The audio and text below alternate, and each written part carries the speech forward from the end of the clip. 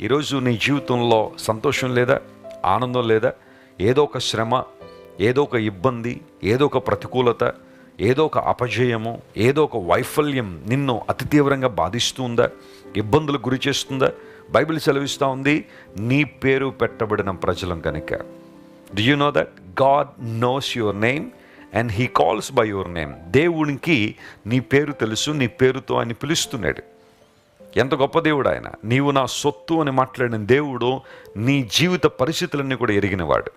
కొన్నిసార్లు నీ గురించి చాలా విషయాలు నీ భర్తకే తెలియకపోవచ్చు, నీ భర్త గురించిన వివరాలు చాలా నీకు తెలియకపోవచ్చు, పిల్లల గురించిన వివరాలు తల్లిదండ్రులకు తెలియకపోవచ్చు, కానీ దేవుడు నీ ప్రతి విషయాన్ని ఆయన పట్టించుకుంటున్నాడు.